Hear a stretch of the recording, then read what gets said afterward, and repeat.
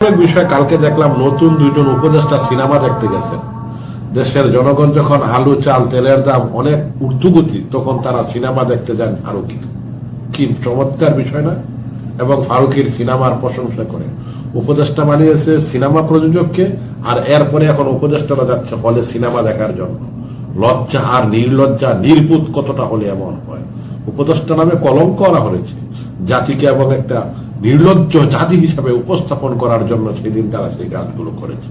কোথায় কে বা কারা তাদেরকে এই প্রলোভন দেখিয়ে সিনেমা হলে নিয়ে গেছে, এটা তো জাতি জানতে যাবে। এটা জানা তো জাতির প্রয়োজন। তো এটা জাতি যখন জানার প্রয়োজন, জাতি তাদের কাছে জানতে যাবে। একজন ফারুকিকে উপদেষ্টা করা হলো, প্লাস তার সিনেমা মুক্তি হলো 14 ডিসেম্বর না 13 ডিসেম্বর। এখন দুইজন উপদেষ্টা সহ 3 উপদেষ্টা সিনেমা হলে সিনেমা দেখতে গেছে।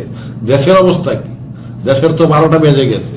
দেশের আজকে যে অবস্থা, আগের চেয়ে শক্তিশালী হিসাবে দেশে কাজ করছে।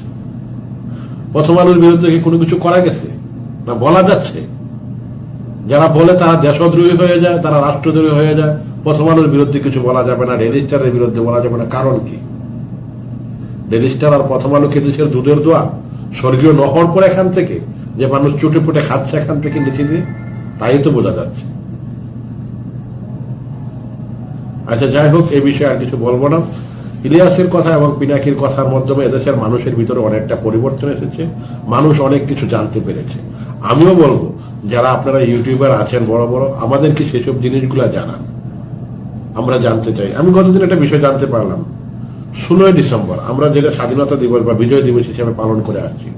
তো বিজয় দিবস যদি 16 ডিসেম্বর হয়, 16 ডিসেম্বর তো পাকিস্তানি বাহিনী বাংলাদেশের কারোর কাছে আত্মসমর্পণ সেদিন করেনি। আত্মসমর্পণ করেছে ভারতীয় বাহিনীর কাছে। তো ভারতীয় বাহিনীর কাছে যদি 16 ডিসেম্বর হয়ে থাকে, 16 ডিসেম্বর উদযাপন করে ভারতীয়রা, কারণ 16 ডিসেম্বর তারা মনে করে পাকিস্তান ভারতের কাছে পরাজয় হয়েছে। আমাদের কাছে পরাজয়টা হলো কখন, সেটা তো আমাদের আসলে জানার বিষয় ছিল। এই বিষয়গুলো তো আমাদেরকে বলতে হবে। আচ্ছা, আজকের মতো বিদায় নিচ্ছি। আল্লাহ হাফেজ।